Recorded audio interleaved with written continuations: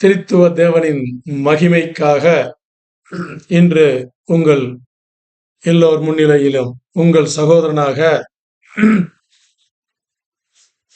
பரிசுத்த வேதாகமத்தின் போதகனாக உங்கள் முன்னிலையில் நான் வந்திருக்கிறேன். இன்று தேவனாகிய கர்த்தர் இயேசு கிறிஸ்துவின் மூலமாக நமக்கு ரட்சணையை கொடுத்திருக்கிறார். இந்த ரட்சணை நாம் எல்லாரையும் ஒன்றுபடுத்துகிறது. இன்று நமக்கு தேவன் கொடுத்த இந்த நற்செய்தி 10 கட்டளைகள் சம்பந்தப்பட்டது.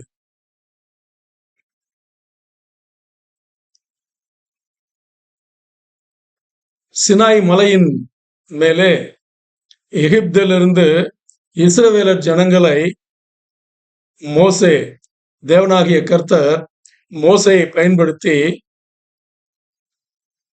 எகிப்திலிருந்து விடுதலை கொடுத்து வாக்குத்தத்த பூமிக்கு நடத்தி செல்லும் வழியிலே சினாய் மலையின் மேலே தேவன் 10 கட்டளைகளை கொடுத்தார். இன்று நமக்கு தேவன் கொடுத்த இந்த நற்செய்தி அந்த 10 கட்டளைகளுக்கு சம்பந்தப்பட்டு திருமணத்தில் 10 கட்டளைகள் என்ற செய்தியை நமக்கு கொடுத்திருக்கிறார். இன்று நாம் அதைத்தான் தியானம் பண்ண போகிறோம். இன்றைக்கு இந்த தலைப்பிலே முதல் பாகமாக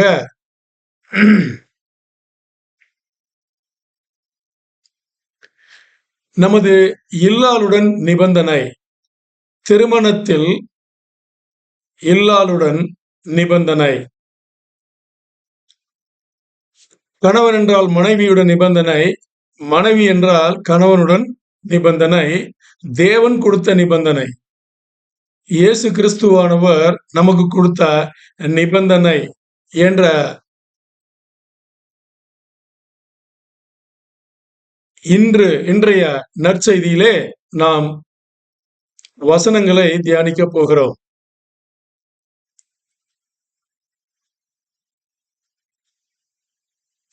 இந்த 10 கட்டளைகள்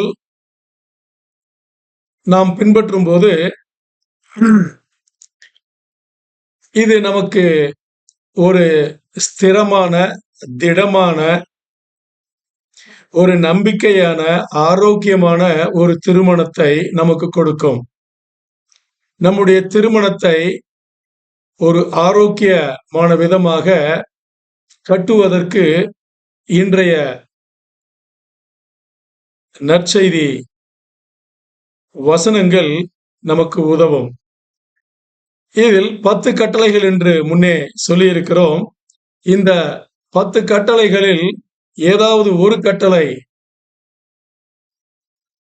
நாம் பின்பற்றாவிட்டால் அந்த திருமணம் ஊசலாடுகிற திருமணமாக முடிந்துவிடும்.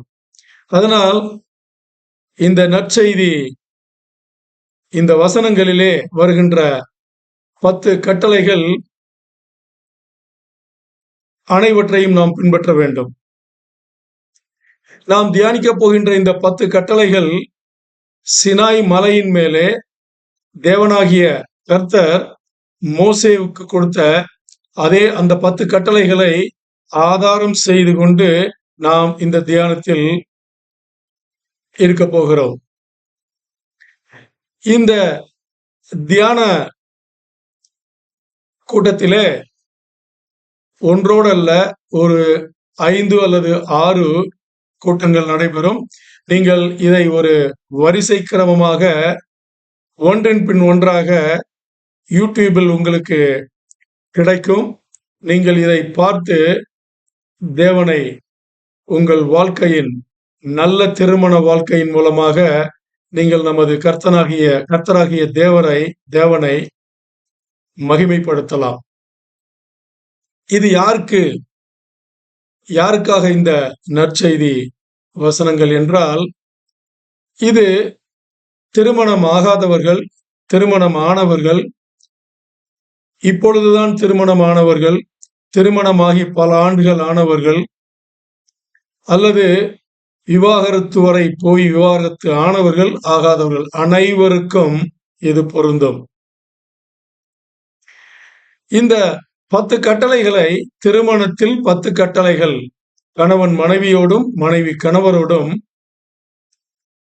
இயேசு கிறிஸ்துவின் ராஜ்யத்தில் கட்டும்படியாக, அந்த திருமணத்தை கட்டும்படியாக இந்த 10 கட்டளைகள் நாம் தியானிக்க போகிறோம். இதை தியானிப்பதற்கு முன்பாக பழைய கோட்பாட்டில், ஓல்ட் டெஸ்டமென்ட், பழைய நிபந்தனையில் அங்கங்கே சில வசனங்களை நாம் தியானித்துக் கொண்டு அதன் பிறகு இந்த 10 கட்டளைகளுக்கு வருவோம். ஏனென்றால் இந்த 10 கட்டளைகளை நாம் சரியாக புரிந்து கொள்ள வேண்டும் என்றால், அதற்கு ஆதாரமாக இருக்கின்ற பழைய நிபந்தனையில், பழைய கோட்பாட்டில் சில விஷயங்களை, சில வசனங்களை நாம் தியானிக்க வேண்டியிருக்கின்றது. அதற்கு எத்திக்கல் மோனோதீசம் என்ற ஒரு விஷயத்தை நாம் எல்லாவற்றிற்கும் முன்பாக அறிந்து கொள்ள வேண்டியிருக்கிறது. எத்திக்கல் மோனோதீசம் என்பது என்னவென்று பார்த்தால், எத்திக்கல் என்பது தமிழிலே நெறிமுறைகள் என்று நாம் அழைப்போம். மோனோதீசம் என்றால், மோனோ என்றால் ஒன்று, தியாஸ் என்றால் ஆண்டவர், கடவுள், தேவன். சோ இப்பொழுது நாம் இதை கூட்டி இதனுடைய பொருளை தெரிந்து கொள்ள வேண்டுமென்றால், ஒரு தேவன், ஒரு உண்மையான தேவன் வகுத்த நெறிமுறைகள், அந்த நெறிமுறைகளாலே ஆனவர், அந்த நெறிமுறைகளை தந்தவர், அந்த நெறிமுறைகளை பின்பற்ற வேண்டும் என்று எதிர்பார்ப்பவர் நமது ஆண்டவர். அந்த எத்திக்கல் மோனோதீசம் என்றால் என்ன என்பதை பார்த்தோம் என்றால், இந்த திருமணம் சம்பந்தப்பட்ட 10 கட்டளைகள் நாம் தியானிக்கின்றோமே, இந்த தியானம் நமக்கு முழுமையாக புரியும். இப்பொழுது மோனோதீசம் என்றால் என்னவென்று பார்த்தோம். இதே போல பாலித்தியசம் என்று ஒன்று இருக்கிறது. பாலி என்றால் அநேகம், பல. தியாஸ் என்றால் அதே ஆண்டவர் என்று பொருள். சோ இங்கே பாலித்தியசம் என்பது அநேக கடவுள்களை வைத்து அவர்கள் பூஜை செய்வது, ஆராதனை செய்வது. இது பாலித்தியசம். பாலி என்றால் அநேகம், பல என்று பொருள். மோனோ என்றால் ஒன்று. இன்னொன்றை நாம் பார்க்க வேண்டியிருக்கிறது, ஹீனோதீசம் என்பது. ஹீனோதீசம் என்பது என்னவென்று பார்த்தால், தீசம் என்றால் உங்களுக்கு தெரியும், தியாஸ் என்றது தேவனை, கடவுளை சொல்லும் பொருள். இப்பொழுது ஹீனோ என்றால் ஒரு பிரதானமான, அப்படி என்றால் ஒரு கடவுளை நான் பூஜிப்பேன், நான் ஆராதிப்பேன், ஆனால் மற்ற கடவுள்களை, மற்ற தேவன்களை நான் இல்லை என்று சொல்ல மாட்டேன் என்ற ஒரு வகுப்பை சேர்ந்தவர்கள் இந்த ஹீனோதீசம் என்ற வகுப்பினர். இப்பொழுது நாம் 3ஐ பார்த்திருக்கிறோம். ஒன்று மோனோதீசம், இது நாம், ஆண்டவர் நம்மளை ஏற்படுத்தி இருக்கிறார், ஆண்டவரை நாம் அறிந்திருக்கிறோம்.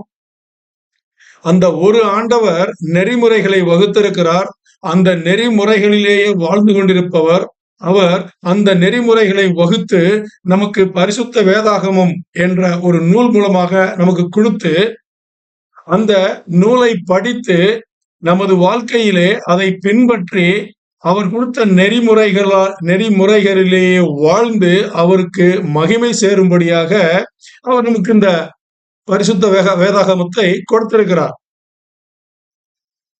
இது மோனோதீசம் என்று நமக்கு, நாம் ஒரு ஆண்டவரையே, ஆண்டவர் திரித்துவமாக இருந்தாலும் அவர் ஒரு ஆண்டவர், தேவனாகிய கர்த்தர் நமது இயேசுவானவர். அவரை மட்டுமே நாம் பூஜிப்போம், அவரை மட்டுமே நாம் ஆராதிப்போம், ஆராதனை செய்வோம். மீதமுள்ள 2 வகுப்பை சேர்ந்தவர்கள் பாலித்தியிசம், அநேக தேவன்களை அவர்கள் வழிபடுவார்கள். ஹீனோத்தியிசம், ஒரு கடவுளை பிரதானமாக முதன்மையாக வைத்துக்கொண்டு மீதி கடவுள்களை எல்லாம் இல்லை என்று சொல்ல மாட்டார்கள், அவர்களையும் அவர்கள் ஆராதிப்பார்கள். இது நாம் புரிந்து கொள்ள வேண்டும். இதற்கு உதாரணமாக உங்களுக்கு நான் ஒரு விஷயத்தை சொல்ல விரும்புகிறேன். என்னவென்றால், கிரீஸ் தேசத்திலே ஏத்தேன்ஸ் என்னும் நகரம் இருக்கிறது. உங்கள் அனைவருக்கும் தெரியும். இந்த ஏத்தேன்ஸ் நகரம் என்ற பெயர் எப்படி வந்தது என்றால், அந்த ஏத்தேன்ஸ் பட்டணம், அந்த நகரம், அந்த நகரத்தில் இருக்கிற மக்கள் எல்லோரும் அத்தீனா என்ற ஒரு தேவதையை, ஒரு பெண் கடவுளை அவர்கள் வழிபடுவார்கள். அந்த பெண் தேவதையின் பெயராக இந்த ஏத்தேன்ஸ் நகரம் பெயரிடப்பட்டுள்ளது. பாருங்கள், இந்த ஏத்தேன்ஸ் நகரவாசிகள் எல்லோரும் அத்தீனா என்ற தேவதையை அவர்கள் வழிபடுவார்கள். ஆனால் மீதி கடவுள்களை அவர்கள் இல்லை என்று சொல்ல மாட்டார்கள், அவர்களையும் வழிபடுவார்கள். அப்படியே இவர்களை என்னவென்று அழைப்போம்? நாம் ஹீனோத்தியிஸ்ட் என்று அழைப்போம். இப்பொழுது இன்னொரு உதாரணமாக எபேசு நகரம். எபேசு நகரத்திலே ஆடிமஸ் என்ற ஒரு பெண் தேவதையை அவர்கள் வழிபடுவார்கள். அந்த ஆடிமஸ் என்ற பெண் தேவதையை அவர்கள் ஸ்டைலாக கூப்பிட வேண்டும் என்றால் டயானா என்று கூப்பிடுவார்கள், பெண் தேவதை. ஆனால் அவர்கள் மீதி கடவுள்களையும் அவர்கள் வணங்குவார்கள். சோ இப்படியாக பழைய கோட்பாட்டில், பழைய நிபந்தனை காலத்தில் எல்லாருமே எல்லா கடவுள்களையும் வணங்குபவர்களாக இருந்தார்கள். இவர்கள் பாலித்தியிஸ்டிக், அல்லது இவர்கள் ஒரு கடவுளை முதன்மையாக, அது ஆணோ பெண்ணோ, ஒரு கடவுளை முதன்மையாக வைத்து மீதி கடவுள்களையும் அவர்கள் வழிபடாமல் இல்லை, அவர்களையும் வழிபட்டார்கள். இது பாலித்தியிசம், ஹீனோத்தியிசம் என்று இந்த இரண்டு வகுப்பை நாம் அழைக்கிறோம்.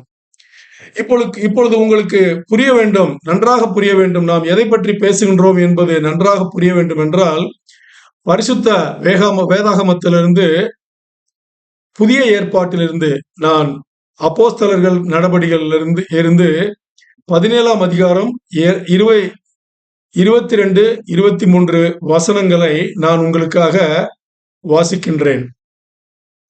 நீங்கள் இதை கவனமாக கேட்டால் நாம் எதை பற்றி பேசுகின்றோம் என்பது உங்களுக்கு புரியும்.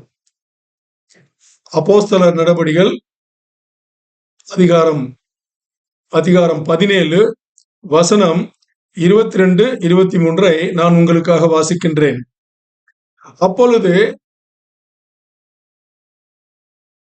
பவுல் மார்ஸ் மேடையின் நடுவிலே நின்று, அத்தேனரே, எந்த விஷயத்திலும் நீங்கள் மிகுந்த தேவதா பக்தியுள்ளவர்கள் என்று காண்கிறேன். 23 எப்படி என்றால், நான் சுற்றித் திரிந்து உங்கள் ஆராதனைக்குரியவர்களை கவனித்து பார்த்த பொழுது அறியப்படாத தேவனுக்கு என்று எழுதியிருக்கிற ஒரு பலிபீடத்தை கண்டேன். நீங்கள் அறியாமல் ஆராதிக்கின்ற அவரையே நான் உங்களுக்கு அறிவிக்கின்றேன். இதைத்தான் இந்த 2 வசனங்கள் கூறுகின்றன.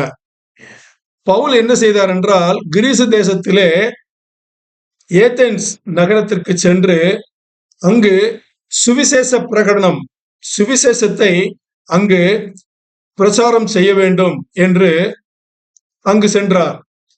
அங்கு சென்று அந்த நகரத்தை அவர் வலம் வரும்போது, சுற்றி வரும்போது, ஏனென்றால் பவுல் எப்பொழுதுமே சுவிசேஷத்தை யாருக்காவது பகிர்ந்து கொடுக்க வேண்டும் என்று யோசித்தார் என்றால் அதற்கான வழிமுறைகளை முதலில் ஆராய்வார். அப்படி அந்த நகரத்தை, அந்த பட்டணத்தை சுற்றி வரும்போது என்ன கவனித்தார் என்பதையே இந்த 2 வசனங்கள் சொல்லுகிறது. இந்த நகரத்திலே நிறைய கோயில்களை பார்த்தார், நிறைய கடவுள்களை பார்த்தார், வேறு வேறு கடவுள்களை பார்த்தார். அதில் ஒரு ஆச்சரியம் என்னவென்றால், ஒரு கோயிலிலே பலிபீடம் இருக்கிறது. அந்த பலிபீடத்திலே தேவனை யாரும் வைக்கவில்லை, ஆண்டவரை, கடவுளை யாரும் எந்த கடவுளையும் அவர்கள் வைக்கவில்லை. அந்த பலிபீடத்தின் மேலாக அறியப்படாத தேவனுக்காக இந்த கோயில் என்று அங்கு இருந்தது, அறியப்படாத தேவன் என்று இருந்தது. சோ பவுல் என்ன செய்தார், இதையே பயன்படுத்தி அங்கு போகின்ற எல்லாரிடமும் இதை பற்றி பேசினார். எதை பற்றி பேசினார்? நம்முடைய ஆண்டவரை பற்றி பேசினார். ஆண்டவரை பற்றி, தேவனாகிய கர்த்தரை பற்றி பேசும்போது அங்கே இருக்கின்ற அந்த நகரவாசிகள் எப்படிப்பட்டவர்கள் என்றால், அவர்களுக்கு ஞானம் என்பது ஒரு நாளைக்கு 3 வேளை இல்லை 10 வேளை சாப்பிடுவது போல். ஏதாவது புதிய விஷயம் இருக்கிறது என்றால் உடனே அதை தெரிந்து கொள்ள வேண்டும் என்று ஆர்வமுடையவர்களாக அங்கு இருந்தவர்கள். ஆகையினால் பவுல் ஒரு விஷயத்தை பற்றி பேசும்போது, சுவிசேஷ பிரச்சாரம் அங்கு செய்யும் பொழுது அவர்கள் என்ன யோசித்தார்கள்?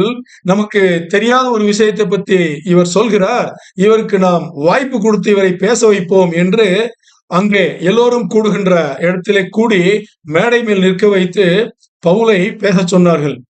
அப்பொழுது பவுல் என்ன பேசினார் என்றால், சர்வ சாதாரணமாக இவர் அவர்களை புகழ்ந்தார். என்னவென்று புகழ்ந்தார் என்றால், நான் உங்கள் நகரத்தை சுற்றி திரிந்து பார்க்கும் பொழுது நீங்கள் மிகுந்த தெய்வ பக்தி உள்ளவர்கள் என்று தெரிகிறது. ஏனென்றால் நீங்கள் எத்தனையோ கடவுள்களை நீங்கள் நல்ல பக்தியாக கொண்டாடுகிறீர்கள், ஆராதிக்கிறீர்கள் என்று சொல்லி, நான் பேசும் கடவுள் யார் என்றால், நீங்கள் எழுதி வைத்த அறியப்படாத தேவன் என்று ஒரு கோயிலை கட்டி அங்கே ஒரு பலிபீடம் செய்து அதன் மேல் அறியப்படாத தேவன் என்று எழுதியிருக்கிறீர்களே, அந்த தேவனை பற்றி தான் நான் பேசிக் கொண்டிருக்கிறேன் என்று பவுல் அங்கே சொல்லி, அங்கே என்ன செய்தார்? அவர் சுவிசேஷத்தை பரப்பினார் என்று நமக்கு இந்த வசனங்கள் மூலமாக தெரிய வருகிறது. இங்கே பார்த்தோம் என்றால், இந்த வசனங்களில் பார்த்தோம் என்றால், அங்கே இருந்தவர்கள், கிரீஸ் தேசத்திலே இருந்தவர்கள் பாலிதியிஸ்டிக் என்று சொல்லலாம். ஏனென்றால் அவர்கள் நிறைய கடவுள்களை அவர்கள் கோயில் கட்டி வழிபட்டார்கள். அதே போல் அதே கிரீஸ் தேசத்தில் ஏதென்ஸ் நகரவாசிகள் எத்தினா என்ற கடவுளை முதன்மையாக வைத்து அவர்கள் வழிபட்டார்கள் என்பது இங்கு நமக்கு புரிகிறது.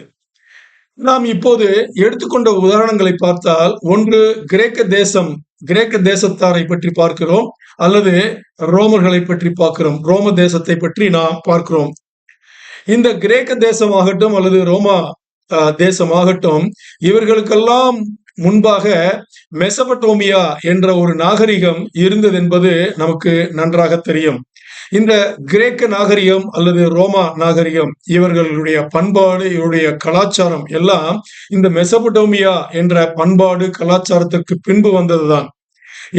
ஏனென்றால் இந்த மெசபடோமியா இந்த நாகரிகத்திலே யாரெல்லாம் இருந்தார்கள் என்றால், ஹித்தையர்கள் இருந்தார்கள், அசூரியர்கள் இருந்தார்கள், பபிலோனியர்கள் இருந்தார்கள், கல்தியர்கள் இருந்தார்கள், மெடியன்கள் இருந்தார்கள், அராமியன்கள் இருந்தார்கள். இத்தனை பேருமே அவர்கள் மிகப்பெரிய சாம்ராஜ்யத்தை உண்டு பண்ணி உருவாக்கி மிகப்பெரிய அளவிலே அவர்கள் அரசுகளை நடத்தினவர்கள், அவர்கள் பண்பாட்டை வளர்த்தவர்கள். கிரேக்க தேசர்களையும் ரோமா தேசத்தார்களையும் நாம் ஒப்பிட்டு பார்க்கும் பொழுது, இவர்களுக்கு முன்னாடி இருந்த இந்த தேசங்கள் எல்லாருமே, இந்த நாட்டினர் எல்லாருமே மிகுந்த அதிக அளவிலே அவர்கள் அரசாண்டதையும், அவர்களுடைய நாகரிகம் செழுமையாக முழுமையாக இருந்ததையும், அவருடைய பண்பாடு உலக மக்களுக்கு அறிவித்ததையும் நாம் அங்கே பார்ப்போம். ஆனால் நாம் ஏன் இந்த 2 தேசத்தை மட்டுமே எடுத்துக்கொள்கிறோம், கிரேக்க தேசமும் ரோமா தேசத்தை மட்டும் எடுத்துக்கொள்கிறோம் என்றால், நன்றாக யோசித்து பாருங்கள். புதிய ஏற்பாட்டிலே அதற்கு சற்று முன்னதாக அல்லது புதிய ஏற்பாட்டின் காலகட்டத்திலேயே இயேசு கிறிஸ்து அவருடைய வாழ்க்கை காலகட்டத்திலேயே இந்த 2 பண்பாடுகளும் நாகரிகங்களும் அன்று இருந்தன என்பது நமக்கு தெரியும். மிகவும் எளிதாக நமக்கு புரியும் என்று இதை நாம் உதாரணமாக எடுத்துக்கொண்டிருக்கிறோம். இப்பொழுது நாம் ஒரு 2-3 விஷயங்களை திரும்பவும் தியானித்துக் கொள்வோம், திரும்பவும் நம்முடைய ஞாபகத்திற்கு கொண்டு வந்து கொள்வோம். என்னவென்றால், முதலில் நாம் தியானம் செய்தது எத்திக்கல் மோனோதீசம் என்பதை பற்றி. அது ஒரு கடவுள், அவர் கொடுத்த நெறிமுறைகளை நாம் பின்பற்றி அந்த கடவுளையே நாம் வழிபடுவது. இன்று நாம் கிறிஸ்தவர்களாகிய நாம் அந்த மோனோதியிசம் எத்திக்கல் மோனோதீசம் என்ற அந்த ஒரு ஆண்டவர், நமது ஆண்டவர் இயேசு கிறிஸ்துவானவர் அவர் வகுத்த நெறிமுறைகளை பரிசுத்த வேதாகமத்தின் மூலமாக நமக்கு கொடுத்திருக்கிறார். அதை நாம் அறிந்து கொண்டு நாம் அந்த தேவனை நாம் வழிபடுகிறோம். அதற்கு பின்பாக நாம் பாலித்தியேசம் என்பதை பற்றி பார்த்தோம். இந்த பாலித்தியேசம் என்பது ஒரு கடவுள் அல்ல, நிறைய கடவுள்களை, ஒன்றுக்கு அதிகமான கடவுள்களை அவர்கள் வழிபடுவார்கள். மூன்றாவதாக ஹீனோதீசம் என்று பார்த்தோம். இது ஒரு கடவுளை முதன்மையாக வைத்து மீதி கடவுள்களையும் அவர்கள் வழிபடுவார்கள். ஒரு கடவுளை, முதன்மை கடவுளையும் வழிபடுவார்கள், மீதி இருக்கின்ற எல்லா கடவுள்களையும் அவர்கள் வழிபடுவார்கள். இது ஹீனோதீசம். இது நமக்கு புரிந்தது. இப்பொழுது பழைய ஏற்பாட்டிலே இது எங்கு நடந்தது, எப்படி நடந்தது என்று நாம் பார்த்தால், நாம் அதற்காக சில வசனங்களை வாசித்து தெரிந்து கொள்வோம். வசனங்கள் என்னவென்றால், 2 ராஜாக்களிலே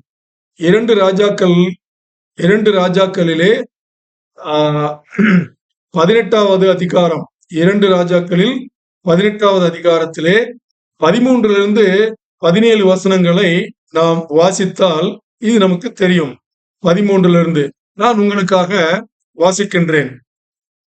யூதாவின் ராஜாவாகிய எசேக்கியாவின் 14ஆம் வருஷத்திலே அசீரியா ராஜாவாகிய சனகரிப் யூதாவில் இருக்கிற அரணான சகல பட்டணங்களுக்கும் விரோதமாய் வந்து அவைகளை பிடித்தான். அப்பொழுது யூதாவின் ராஜாவாகிய எசேக்கியா லாக்கீசில் உள்ள அசேரியா ராஜாவுக்கு ஆள் அனுப்பி, நான் குற்றம் செய்தேன், என்னை விட்டு திரும்பி போம், நீர் என் மேல் சுமத்துவதை சுமப்பேன் என்று சொன்னான். அப்படியே அசீரியா ராஜா யூதாவின் ராஜாவாகிய எசேக்கியாவின் மேல் 30 தாலாந்து வெள்ளியையும் 30 தாலாந்து பொன்னையும் சுமத்தினான். ஆதலால் எசேக்கியா கர்த்தரின் ஆலயத்திலும் ராஜாவுடைய அரண்மனை பொக்கிசங்களிலும் அகப்பட்ட எல்லா வெள்ளியையும் கொடுத்தான். அக்காலத்திலே யூதாவின் ராஜாவாகிய எசேக்கியா கர்த்தருடைய ஆலய கதவுகளிலும் நிலைகளிலும் தான் அழுத்தியிருந்த பொன் தகடுகளை கலற்றி அவைகளை அசீரியா ராஜாவுக்கு கொடுத்தான். ஆகிலும் அசீரியா ராஜா லாக்கீசிலிருந்து தர்தானையும் ரப்சாரிசையும் ரப்சாக்கேயும் பெரிய சேனையோடு எருசலேமுக்கு எசேக்கியா ராஜாவினிடத்தில் அனுப்பினான்.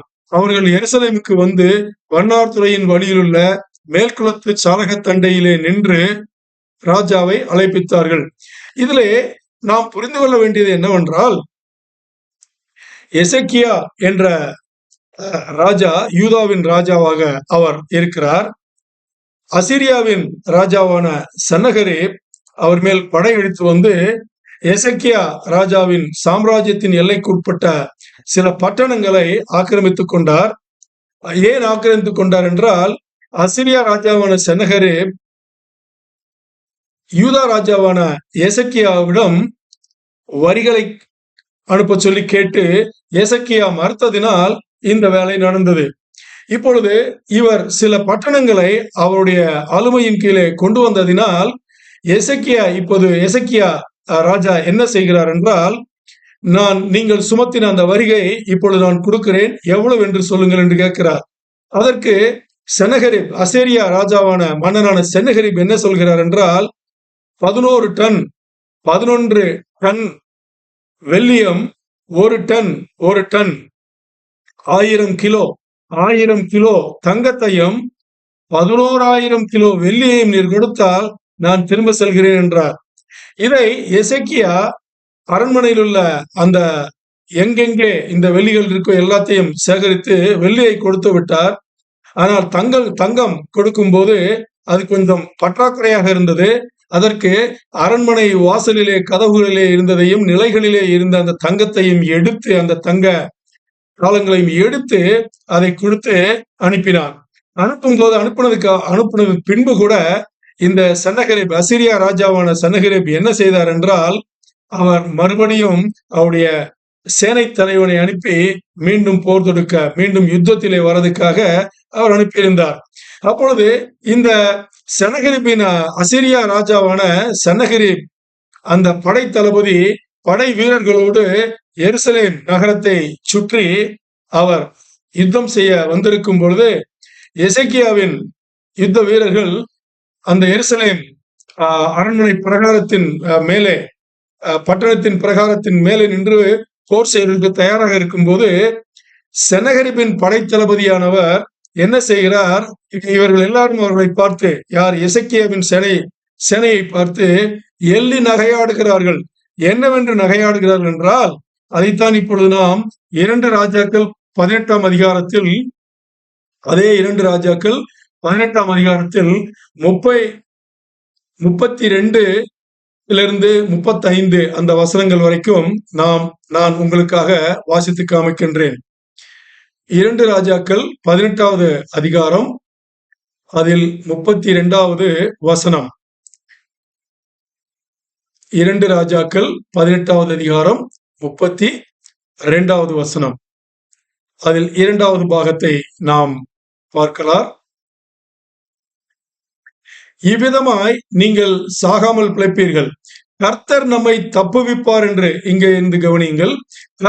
கர்த்தர் நம்மை தப்புவிப்பார் என்று உங்களை போதனை செய்ய எசேக்கியாவுக்கு செவிகொடாதிருங்கள். இங்கே படைத்தளபதி, செனகரிபின் படைத்தளபதி என்ன சொல்கிறார்? எசேக்கியாவின் யுத்த சேனைகளை பார்த்து என்ன சொல்கிறார் என்றால், எசேக்கியாவான உங்கள் மன்னன் உங்களிடம் சொல்லியிருப்பார், நம்முடைய ஆண்டவர் நம்மளை தப்புவிப்பார் என்று. அதை நீங்கள் நம்ப வேண்டாம் என்று சொல்கிறார். 33, ஜாதிகளுடைய தேவர்களில் யாராவது தங்கள் தேசத்தை அசீரியா ராஜாவின் கைக்கு தப்புவித்ததுண்டா? என்ன சொல்கிறார்? இங்கே வேறு ஏதாவது நாட்டிலே ஏதாவது அவருடைய தேவன், அவருடைய கடவுள், அவருடைய ஆண்டவர், அவருடைய தேவன் யாரையாவது தப்புவிக்க செய்திருக்கிறாரா? எங்களுடைய அசீரியா ராஜாவின் கைகளிலிருந்து தப்ப வைத்திருக்கிறாரா என்று கேட்கிறார். அப்படியே 34, ஆமாத் என்னும் தேசம், அர்பாத் என்னும் பட்டணங்கள் எங்கே போயிற்று? செப்பர்வாயும் எங்கே போயிற்று? ஏனா எங்கே போயிற்று? ஏவாப் எங்கே போயிற்று? இந்த பட்டணங்கள் தேவர்கள் என்ன ஆனார்கள்? இவர்கள் யாரும் அசிரியாவின் ராஜாவான செனகரிபின் கைகளிலிருந்து தப்பவில்லையே. அவர்களுடைய தேவர்கள் யாரும் எதுவும் தப்பிக்க வைக்க விடவில்லையே. அதேபோல் இன்று உங்களுடைய தேவர் எருசலேமிலிருந்து உங்களை எப்படி தப்புவிப்பார் என்று நீங்கள் கனவு காண்கிறீர்கள். நீங்கள் நினைப்பது சரியல்ல என்று சொல்லி இங்கே என்ன சொல்கிறார் என்றால், நன்றாக கவனியுங்கள். இங்கே அசிரியா ராஜா செனகரிபின் படைத்தளபதி இங்கே பேசுவது என்னவென்றால், அவர் யூதர்களின் தேவனை, கர்த்தராகிய தேவனை இழிவுபடுத்தி பேசுகிறார். அப்படி பேசும் பொழுது அவர் என்ன சொல்கிறார்? அவர்கள் வழிபடும் அசர் என்ற தேவனை அவர் புகழ்ந்து பேசிக்கொள்கிறார். அந்த தேவன் இவர்களுக்கு செய்யும் இந்த சௌகரியங்களை வேற எந்த தேவனும் யாருக்கும் செய்வதில்லை என்று இழிவாக பேசிக்கொண்டிருக்கிறார் படைத்தளபதி. இப்பொழுது என்ன நடந்தது? உண்மையில் என்ன நடந்தது பழைய ஏற்பாட்டிலே? இதன் பிறகு அதே நாள் இரவு என்ன நடந்தது என்றால், தேவதூதன் தேவனிடம் பரலோகத்திலிருந்து தேவனிடமிருந்து வந்த தூதன் அன்று அந்த படைத்தளபதி, யார்? அசிரியா ராஜாவான செனகரிபின் அந்த படைத்தளபதி அவர்கள் தங்கியிருந்த அந்த இடத்திற்கு போய் 1,85,000 யுத்த வீரர்களை, அவர்களுடைய வீரர்களை அன்று சங்காரம் செய்தார். அன்று அவர் கொன்று போட்டார். தேவதூதன் கொன்று போட்டார். இதைத்தான் நாம் 2 ராஜாக்கள் 19 அதிகாரம் 35, 36 இந்த 2 வசனங்களில் நாம் வாசிப்போம். அந்த the angel of the Lord யார்? அந்த தேவதூதன் யார் என்று பார்த்தால், நாம் இங்கு ஒரு விஷயத்தை, ஒரு ரகசியத்தை நாம் தெரிந்து கொள்ள வேண்டியிருக்கிறது. அந்த தேவதூதன் யார் என்றால், அவர் வேறு யாரும் இல்ல, இயேசு கிறிஸ்து. வேறு யாரும் இல்ல, நமது ஆண்டவராகிய இயேசு கிறிஸ்து. இங்கு இயேசு கிறிஸ்துவானவர் சரீரத்தில் மாம்சத்தில் அவர் நமக்கு 33.5 வருஷங்கள் இந்த உலகத்திலே அவர் இருந்தார். இந்த 33 வருடங்களை விட்டுட்டு நாம் பார்த்தால், மீதி இருக்கின்ற எல்லா பழைய ஏற்பாடாகட்டும் புதிய ஏற்பாடாகட்டும், அவர் உயிர் தெழுந்து 3வது நாள் அவர் தகப்பனிடத்தில் சேர்ந்ததுக்கு அப்புறம் அதுக்கு பின்புறம் அதுக்கப்புறம் பார்த்தீர்கள் என்றால் சரீரத்தில் மாம்சத்தில் வந்த இந்த 33 வருஷமே அவர் நம்மோடு இருந்தவர். இதற்கு முன்பும் பின்பும் தேவதூதன் the angel of the Lord என்று சொல்லும் அநேக இடங்களில் அவர் இயேசு கிறிஸ்துவாகத்தான் இருந்திருக்கிறார். ஆண்டவரின் ராஜ்யத்திலே அவர் அப்படியும் வேலை செய்திருக்கிறார். அவருடைய வேலையை அவர் பூர்த்தி செய்திருக்கிறார். இதை ஆங்கிலத்திலே கிறிஸ்டோபனி என்பார்கள். கிறிஸ்டோபனி என்றால் அவர் மாம்சத்தில் இல்லாமல் இருக்கும்போது தேவனுடைய ராஜ்யத்திலே அவர் செய்த செயல்கள் எல்லாமே. ஏனென்றால் நாம் இயேசு கிறிஸ்து என்று நாம் கேட்டவுடனே அல்லது பார்க்கும் போதே அது வாசிக்கும் போது நாம் என்ன நினைக்கிறோம்? அவர் சிசுவாக வந்து அவர் சிலுவையிலே மறைந்து போனதை மாண்டு போனதை மட்டுமே நாம் நினைவு கொள்கிறோம். ஆனால் இந்த முறை இரண்டாவது முறையாக வரும்போது செகண்ட் கமிங் இரண்டாவது முறை வரும்போது அவர் ராஜாக்களுக்கு ராஜாவாக அப்படியே அவர் நியாயாதிபதியாக வருகிறார், ஜட்ஜாக வருகிறார். கான்கோயரிங் கிங் அண்ட் ஜட்ஜ் அப்படி வருகிறார். அதனால் நாம் எப்பொழுதும் பார்த்த இயேசு கிறிஸ்து இப்பொழுது வருகின்ற இயேசு கிறிஸ்து அல்ல. இப்பொழுது நாம் இன்னொரு உண்மையை தெரிந்து கொள்ள போகிறோம். நீங்கள் அனைவரும் கவனமாக கேளுங்கள். இந்த உண்மை என்னவென்றால், நன்றாக நீங்கள் பழைய ஏற்பாட்டை படிக்கும்போது நன்றாக கவனித்தீர்களானால், பழைய ஏற்பாட்டிலே தேவனாகிய கர்த்தர் இஸ்ரவேல் ஜனங்களை அல்லது இஸ்ரவேல் மன்னர்களை அவருடைய எதிரிகளிடத்தில் போகும்போது யுத்தம் செய்யும் போது என்ன சொல்லுவார்? பெரும்பாலும் என்ன சொல்லுவார் என்றால், அங்கே உயிருள்ளவைகளை சுவாசிக்கும் எதையுமே உயிரோடு விட்டு வைக்க வேண்டாம், எல்லாத்தையும் எல்லாரையும் அழித்து விடுங்கள். அங்கே அவர்கள் பாலாகி பண்ணி அந்த காரியங்கள் அது சம்பந்தமான பொருள்கள் எதுவா இருந்தாலும், அதாவது அவருடைய பழக்க வழக்கங்கள் எப்படி இருந்தது என்றால், அந்த பழக்க வழக்கங்களுக்கு சம்பந்தப்பட்ட பொருள்கள் எதுவாக இருந்தாலும் அதை தொடாதீர்கள், அதை அழித்து விட்டு வாருங்கள், முற்றிலுமாக அழித்து விட்டு வாருங்கள் என்று சொல்லுவார்.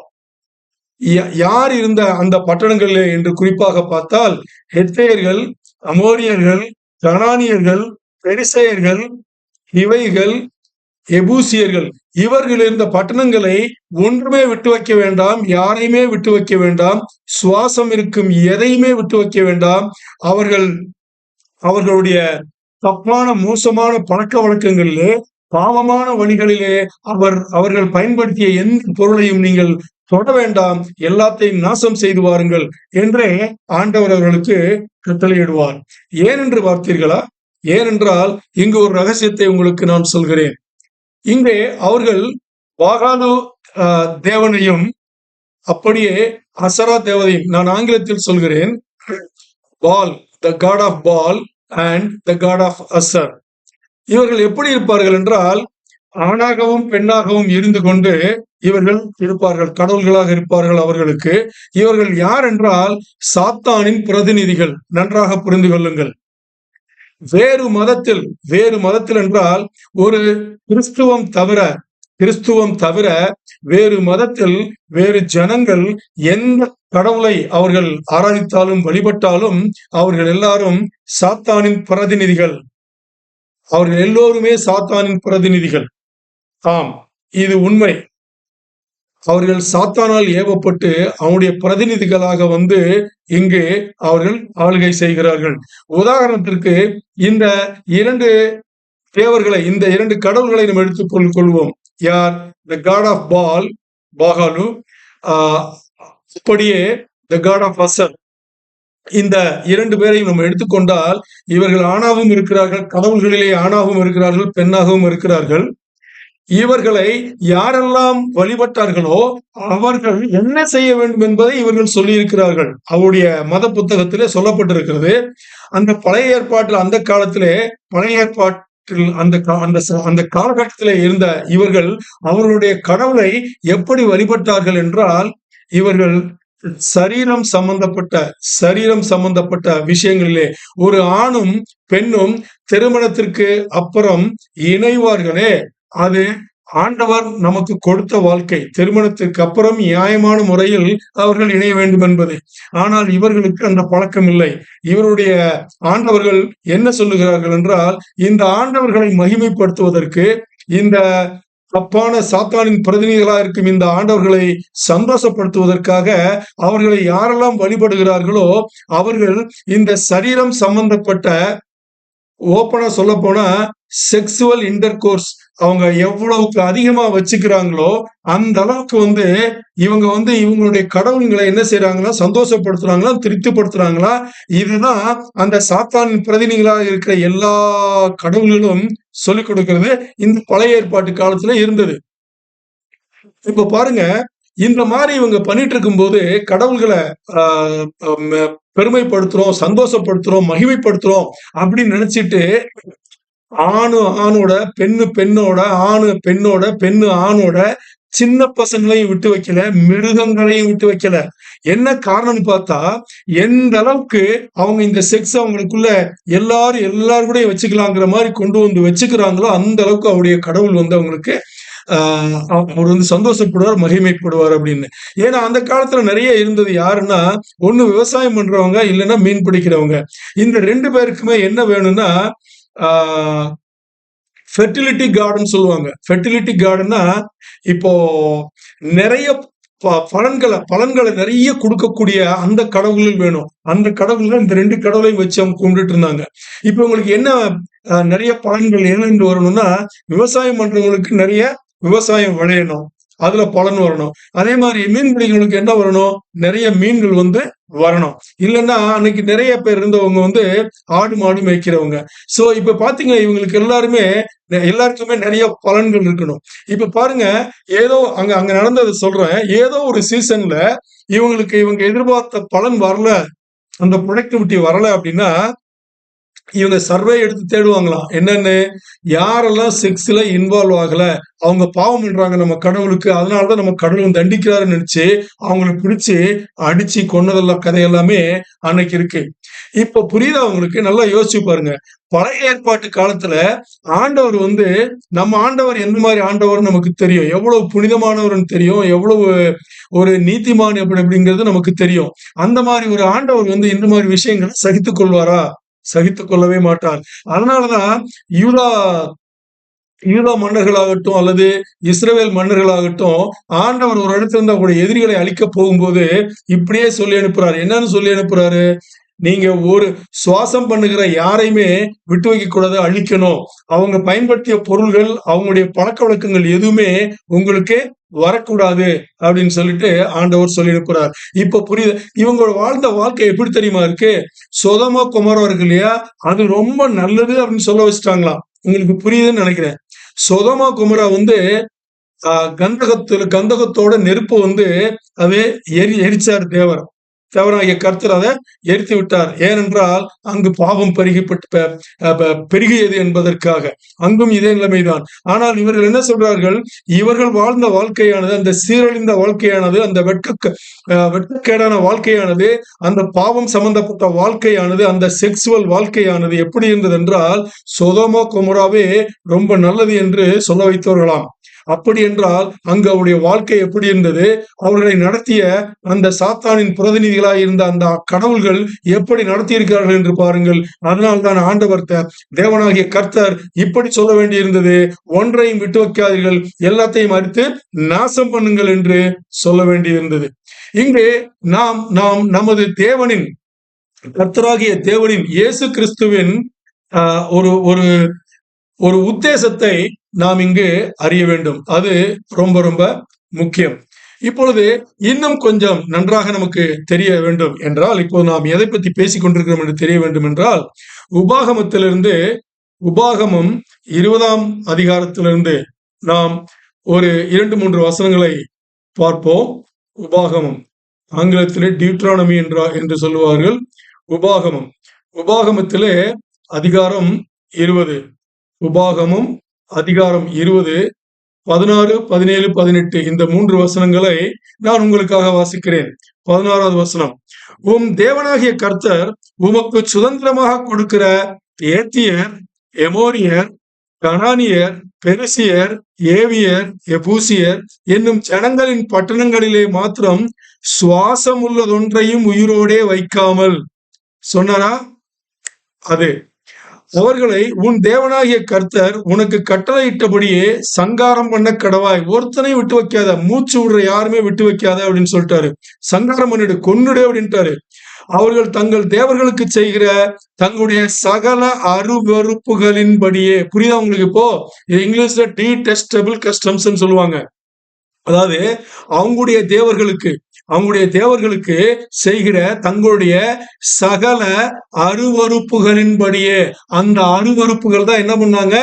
ஆணுன்னு பார்க்காம, பெண்ணுன்னு பார்க்காம, ஆணு சின்ன பையன் சின்ன குழந்தைன்னு பார்க்காம, பெருசு சின்னதுன்னு பார்க்காம, மிருகத்தையும் விட்டு வைக்காம, ஒரு மிருகத்தனமான வாழ்க்கையில ஈடுபட்டிருந்த அந்த அருவறுப்புகளின்படியே நீங்களும் செய்ய உங்களுக்கு கற்றுக்கொடாமலும், நீங்க அதை தெரிஞ்சுக்க கூடாது இல்லையா? உங்களுக்கு அவங்க கத்துக் கொடுத்துருக்க கூடாது இல்லையா?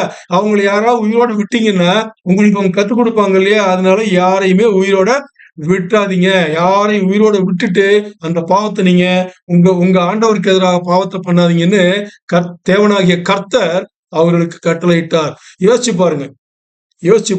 இதுதான் இங்க. இப்போ நமக்கு நல்லா தெரியும், எகிப்திலிருந்து தேவனாகிய கர்த்தர்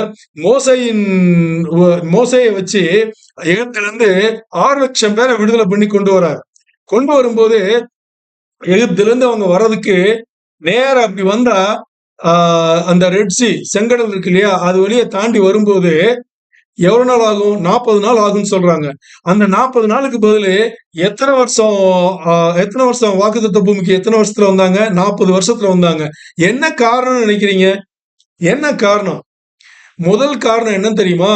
அங்க இந்த தேசத்துல இருந்தாங்கல்ல, இந்த பாவம் செய்யற இந்த தேசத்துல இருந்தாங்கல்ல, இவங்களுடைய பாவம் இன்னும் பெருகணும், அப்பதான் அவங்களை அழிக்க முடியும் அப்படின்ட்டு. ஆனா உண்மையான அர்த்தம் அதுக்கு என்ன அப்படின்னா, அவங்க பாவங்கள் பெருகணும் அப்படிங்கிறது ஆண்டவருடைய உத்தேசம் இல்ல. அவங்க பாவ மன்னிப்பு கேட்டு ஆண்டவர்கிட்ட திரும்புறதுக்கு அவர் 40 வருஷம் டைம் கொடுத்தாரு. அவர் 40 வருஷம் டைம் கொடுத்தாரு. அது அவங்களுக்கு புரியல. அவங்க இன்னும் பாவம் பண்ணிட்டே தான் இருந்தாங்க. அதே மாதிரி இஸ்ரவேல் இந்த ஜனங்கள்லயும் என்ன பண்ணாங்கன்னா, ஆண்டவருக்கு எதிராக நிறைய பேர் பேசினவங்க யாருமே வாக்குத்தத்த பூமிக்கு போனதில்லை. இப்ப புரிஞ்சுக்கோங்க, பாவங்கள் பண்றவங்களுக்கு ஆண்டவர் நம்மளை காட்டிலும் இன்னும் பொறுமையா இருந்து எவ்வளவோ டைம் தர்றாரு. ஆனா அவங்க புரிஞ்சுக்காம இன்னும் ஆண்டவருக்கு தூரம் தான் ஆயிட்டு இருக்காங்க. அதனால ஆண்டவர் ஒன்னையும் விட்டு வைக்காதீங்க, எல்லாத்தையும் தூக்கி நாசம் பண்ணுங்க அப்படின்னு சொல்லிட்டு சொல்றாருங்க. அதே மாதிரி இன்னொரு உதாரணம் பார்த்தா, அதே 2 ராஜாக்கள், நான் வசனம் வாசிக்கல, உங்களுக்கு அதுல இருக்கிறத சொல்றேன் நானு. 2 ராஜாக்கள் 21வது அதிகாரம் 1-3 வசனங்கள். 1-3 வசனங்கள் நான் வாசிச்சே காட்டுறேன், உங்களுக்கு கொஞ்சம் நல்லாவே புரியும். 2 ராஜாக்கள் 2 ராஜாக்கள்ல இருந்து 21வது அதிகாரம். 2 ராஜாக்கள் அதிகாரம் 21 வசனம் 1-3 வரை.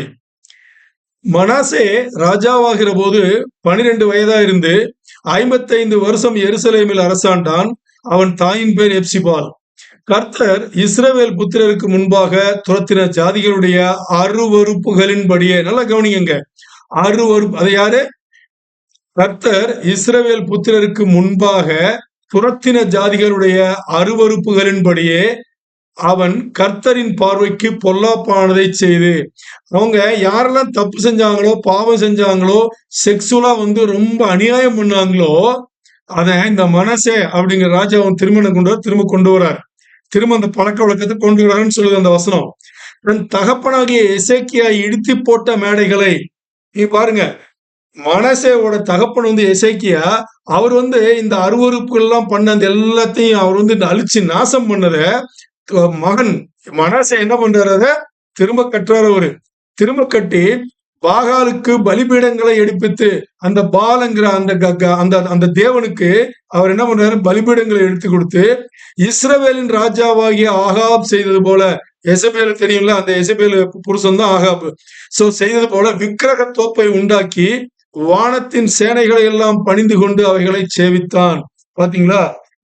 ஈராவோட ராஜா அவன் பண்ண வேலையில பாத்தீங்களா? இங்க அவன் பண்ணது பாருங்க. 12 வயசா ராஜாவாயிட்டாரு. 55 வருஷம் ஆட்சி செஞ்சிருக்காரு. அப்பா அம்மா பேர் ஹெப்சிபால். அப்பா எசக்கியா. எசக்கியா ஆண்டவருடைய பார்வைக்கு கொஞ்சம் நல்ல ராஜாவா இருந்தாரு.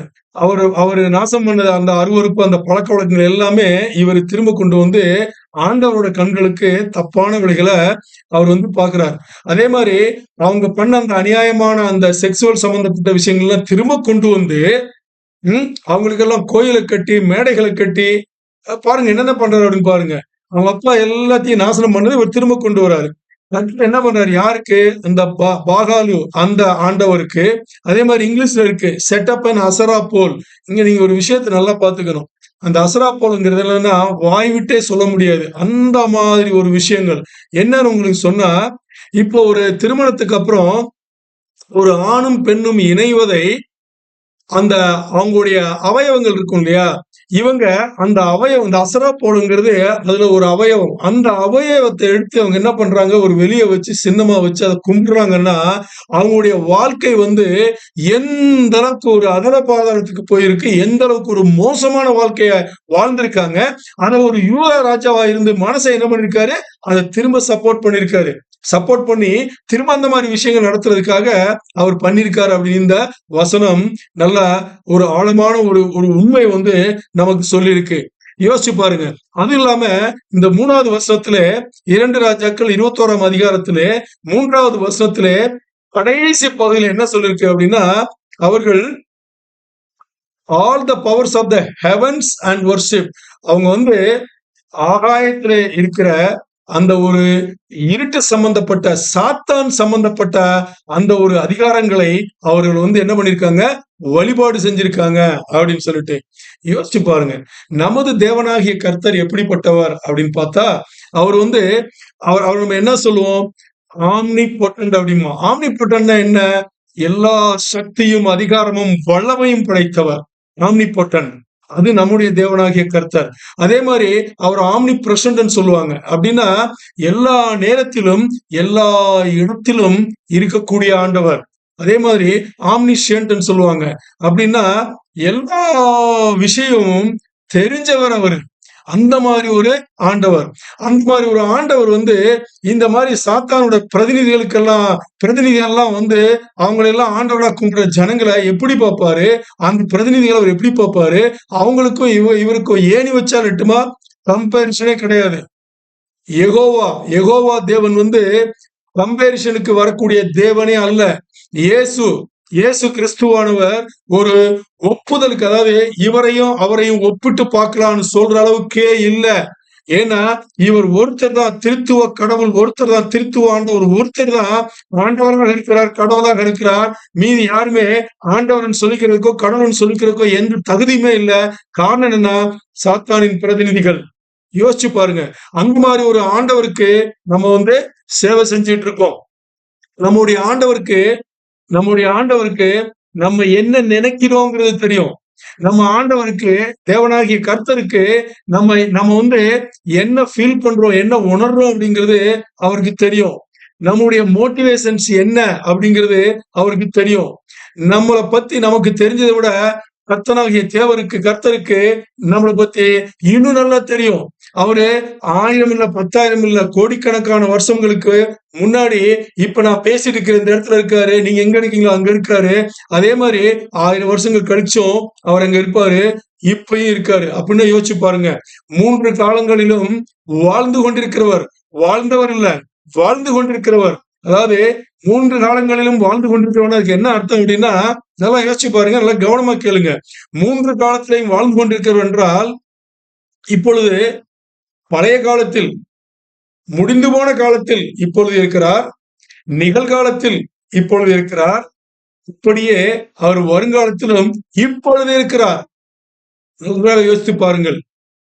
முடிந்து போன காலத்திலும் இப்பொழுது இருக்கிறார், இப்பொழுது நடந்து கொண்டிருக்கிற இந்த நிகழ்காலத்திலும் இப்பொழுது இருக்கிறார், இப்பொழுதே வருங்காலத்திலும் இருக்கிறார். இதுதான் 3 காலங்களிலுமே வாழ்ந்து கொண்டிருக்கிற தேவன், நம்ம தேவனாகிய கர்த்தர். அவருக்கு ஒரு இடமோ அல்லது காலமும் அவரை கட்டுப்படுத்தாது. அதற்கெல்லாம் அந்த கட்டுப்பாட்டிற்குள் முன்னாடி இருந்தவர், அந்த கட்டுப்பாட்டு முடிந்ததுக்கு அப்புறமும் இருக்க போகிறவர். அவர் நீதிமான், நீதிமான். அவர் நியாயாதிபதி. அவர் தயை தயை குணம் தயை குணம் கொண்டவர். அப்படியே அவர் கருணையும் கொண்டவர். அவர் கிருபையுடையவர். யோசித்து பாருங்கள், நன்றாக கவனிங்கள். இப்படிப்பட்ட ஒரு ஆண்டவர், நமது தேவனாகிய கர்த்தர் எப்படி இந்த இந்த விஷயங்கள் எல்லாம் சகித்துக் கொள்வார் என்று எதிர்பார்ப்போம். அவர் சகித்துக் கொள்ளவே மாட்டார். அவர் பரிசுத்தர். பாவம் அவர் பக்கத்திலேயே வராது. பாவத்தின் நிழல் கூட அவருக்கு பக்கத்தில் வர முடியாது. அப்படிப்பட்ட பரிசுத்தர். அதே போல யாக்கோபு தான் எழுதிய நிருபத்திலே சொல்லியிருப்பார். என்னவென்று சொல்லியிருப்பார் என்றால், கடவுள், நம்முடைய தேவனாகிய கர்த்தர் எது மேலேயும் ஆசைப்பட மாட்டார். எதுவும் அவரை ஆசைப்பட வைக்க முடியாது என்றால், அவர் ஆசைப்படுதலுக்கெல்லாம் அப்பாற்பட்டவர். அவர் தூங்குவதில்லை. நன்றாக யோசித்து பாருங்கள். அவர் தூங்குவதில்லை. அவருக்கு தூக்கம் தேவையும் இல்லை. அவருடைய தெய்வத்துவம் என்று இருக்கிறதே, அவர் ஆண்டவராய் இருக்கிறாரே, அந்த ஆண்டவரின் தனத்தை, அந்த தெய்வாம்சத்தை அவரே கொடுத்து கொண்டிருக்கிறார். யாரும் கொடுத்தவர் எடுத்துக்கொள்ளவில்லை, அவரே கொடுத்திருக்கிறார். அதனால் அவர் ஆண்டவராக இருக்கிறார். நன்றாக யோசித்து பாருங்கள். அவருக்கு எதுவும் தேவையில்லை. ஏனென்றால் அவரே எல்லாமாக இருக்கிறார். எதுவும் அவருக்கு தேவையில்லை. அதனால் அப்படிப்பட்ட ஒரு தேவனாகிய கர்த்தரிடத்தில் நாம் ஜெபிக்கும் போது எப்படி ஜெபிக்க கூடாது என்றால், அவரிடத்தில் நாம் ப்ராமிஸ் பண்ற, அதாவது வாக்குத்தத்தம் கொடுப்பது போல நாம் ஜெபிக்க கூடாது. ஏனென்றால் எல்லாம் தெரிந்த கடவுள், மூன்று காலத்திலையும் இருக்கக்கூடிய ஆண்டவர், நாம் ஜெபிக்கும் போது உணர்ச்சி வசப்பட்டு நான் அது செய்கிறேன் இது செய்கிறேன் என்று சொல்லிவிட்டு ஒரு வாரம் கழித்து நாம் எதுவுமே செய்ய மாட்டோம். நாம் அவருக்கு அவர் முன்னாடி பொய்யர்களாக நிற்க வேண்டியிருக்கும். அதனால் அப்படிப்பட்ட வாக்குத்தத்தத்தை நாம் ஆண்டவரிடத்தில் எப்பொழுதும் ஜெபத்தின் மூலமாக நாம் கேட்க வேண்டாம். அதனால் ஆண்டவர் என்ன சொல்றார் என்றால், நான் பரிசுத்தர், நீங்களும் என்னை போல பரிசுத்தராக இருங்கள் என்று நமக்கு சொல்லுகிறார். நமக்கு தெரியும், 1 பேதுரு 1ஆம் அதிகாரம் 16ஆம் வசனத்தில் இதுதான் சொல்லப்பட்டிருக்கிறது. என்ன சொல்லப்பட்டிருக்கிறது? நான் பரிசுத்தர், உங்களிடம் நான் அந்த பரிசுத்தத்தை எதிர்பார்க்கிறேன், நீயும் அப்படித்தான் இருக்க வேண்டும், பரிசுத்தமாக இருக்க வேண்டும் என்று எதிர்பார்க்கிறார். என்றால் இதற்கு என்ன பொருள், என்ன அர்த்தம் என்றால், நன்றாக கவனித்துக் கொள்ளுங்கள். மோனோதீசம் என்று நாம் இதை ஆரம்பித்தோம், இந்த தியானத்தை ஆரம்பித்தோம். எத்திக்கல் மோனோதியசத்திற்கு ஒரு சரியான உதாரணம் என்று எடுத்துக்கொண்டால் அது நமது ஆண்டவர் தான். எப்படி என்றால், நமது ஆண்டவர் தேவனாகிய கர்த்தர் நெறிமுறைகளை வகுத்தவர். ஏனென்றால் சரியான நெறிமுறைகளை அவர் வகுத்தவர் என்றால் அதில் வாழ்ந்து கொண்டிருக்கிறவர். அவர் எந்த நெறிமுறைகளிலே வாழ்ந்து கொண்டிருக்கிறாரோ அந்த நெறிமுறைகளையே வகுத்து நமக்கு கொடுத்தவர், அதை பின்பற்றும்படி நமக்கு கொடுத்தவர். இப்பொழுது நாம் பார்த்த இந்த பிற மதங்களில் எல்லாம் அவருடைய சாத்தானின் பிரதிநிதிகள் எல்லாம் அவர்களை வழிபடுவதற்கு போதித்தது என்ன என்பதை நாம் பார்த்தோம். என்ன போதித்தார்கள்? இதைத்தான், ஒரு அருவருப்பான வாழ்க்கையை போதித்திருக்கிறார்கள். ஆனால் இப்பொழுது நம்முடைய ஆண்டவர் சரியான நெறிமுறைகளை அவர் உட்கொண்டிருக்கிறார், அவர் வைத்திருக்கிறார். அதன்படியே அவர் வாழ்ந்து கொண்டிருக்கிறார். அதே சரியான நெறிமுறைகளை நமக்கு பரிசுத்த வேதாகமத்தின் மூலம் கொடுத்து நம்மையும் பின்பற்ற சொல்லியிருக்கிறார். என்றால் ஒரு தேவன் எப்படியோ அவர்களை வழிபடும் மக்களும் அப்படியே என்பது இதன் மூலம் நமக்கு சரியாக விளங்குகிறது. இப்பொழுது பாருங்கள், நம்முடைய தேவன் நம்மிடம் எதிர்பார்ப்பதும் இதுதான். என்ன எதிர்பார்க்கிறார்? நான் சரியான நெறிமுறைகளை சம்பந்தப்பட்ட வாழ்க்கையை நான் வாழ்ந்து கொண்டிருக்கிறேன். அதே நெறிமுறைகளை தொகுத்து உங்களுக்கு பரிசுத்த வேதாகமம் என்ற நூலாக கொடுத்திருக்கிறேன். என்னை பற்றி சொல்லியிருக்கிறேன், அந்த நெறிமுறைகளை பற்றி சொல்லியிருக்கிறேன். நீங்கள் அதைத்தான் செய்ய வேண்டும். அப்படி என்றால் நான் எனது ஏற்பாட்டில் உள்ள என்னுடைய பிள்ளைகளை எப்படி பார்க்கின்றேன், நான் எனது ஏற்பாட்டில் உள்ள பிள்ளைகளை எப்படி நடத்துகிறேனோ அதே போல எனது ஏற்பாட்டில் உள்ள பிள்ளைகளை நீங்களும் அப்படித்தான் நடத்த வேண்டும் என்று சொல்வதுதான் எத்திக்கல் மோனோதியிசம். இப்பொழுது உங்களுக்கு விளங்கி இருக்கும். விளங்கவில்லை என்றால் மீண்டும் ஒரு முறை யூடியூபில் இந்த இந்த நற்செய்தி வைக்கப்படுகிறது. இந்த இந்த இந்த நற்செய்தியை மீண்டும் மீண்டும் நீங்கள் பார்த்தால் உங்களுக்கு புரியும். நமது தேவனாகிய கர்த்தரின் மகிமை நமக்கு புரியும். எப்படிப்பட்ட ஆண்டவரை நாம் வழிபடுகிறோம், எப்படிப்பட்ட ஒரு பெரிய தேவனை நாம் வழிபடுகிறோம் என்பது நமக்கு புரியும். இப்பொழுது இந்த எத்திக்கல் மோனோதீசம் என்பது எப்படி என்றால் என்னவென்றால், ஆண்டவர் நெறிமுறைகளை வகுத்து கொடுத்து ஆண்டவரின் ஏற்பாட்டில் உள்ள பிள்ளைகளுக்கெல்லாம் கொடுத்து அதை பின்பற்றுங்கள் என்று கொடுத்தால் அதுக்கு என்ன அர்த்தம், என்ன பொருள் என்றால், தேவனாகிய கர்த்தர் அவர் கொடுத்த அந்த நெறிமுறைகளை அவர் வாழ்ந்து கொண்டிருக்கும் அதே போல் அவர் என்ன சொல்கிறார், எனது ஏற்பாட்டில் உள்ள பிள்ளைகள் நீங்களும் வாழ வேண்டும், நீங்களும் பிறரோடு இதை பகிர்ந்து கொள்ள வேண்டும் என்று சொல்கிறார். இப்பொழுது உங்களுக்கு புரிந்திருக்கும். இப்பொழுது பாருங்கள், ஏன் இதை நாம் சொல்லுகிறோம் என்றால், அப்போஸ்தலர் யோகான் எழுதிய சுவிசேஷத்திலே 14ஆம் அதிகாரத்திலே 15ஆம் வசனத்தில் இது சொல்லப்பட்டிருக்கிறது.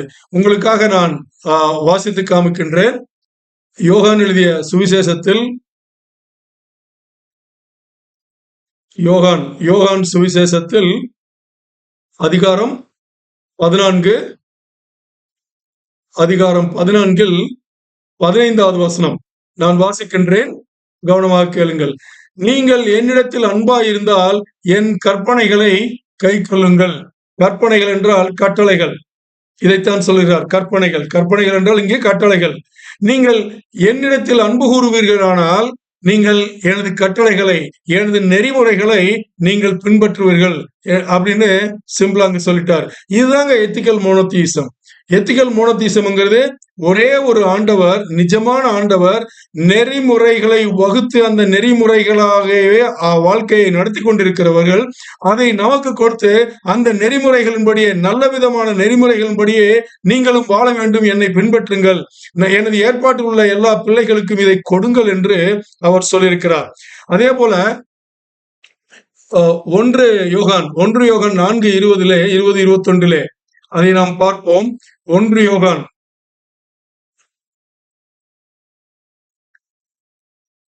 4வது அதிகாரம் 20வது வசனம் 21 இரண்டையும் நான் உங்களுக்காக வாசிக்கின்றேன்.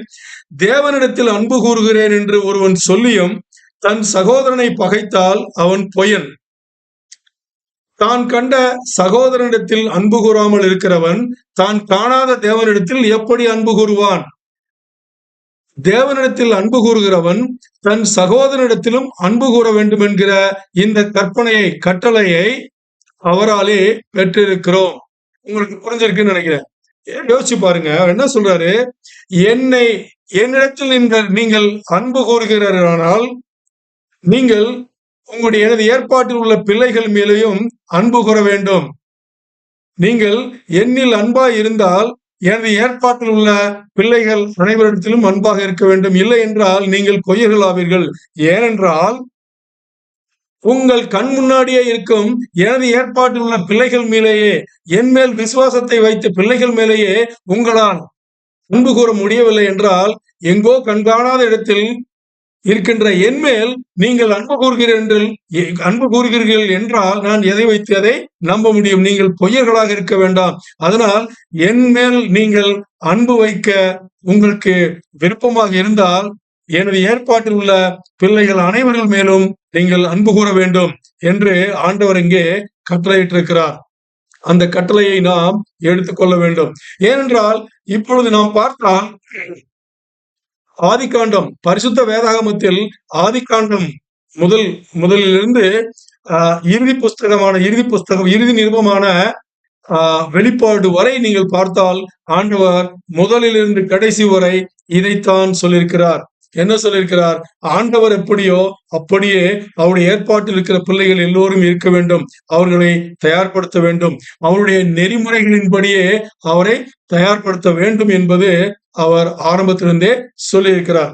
இப்பொழுது நாம் முதலில் இந்த தியானத்தை ஆரம்பிக்கும் போது திருமணத்தில் 10 கட்டளைகள், இயேசு கிறிஸ்துவின் ராஜ்யத்திலே கணவனும் மனைவியும் கட்ட வேண்டும் என்பதுதான் நம்முடைய தியான பாகமாக இருந்தது.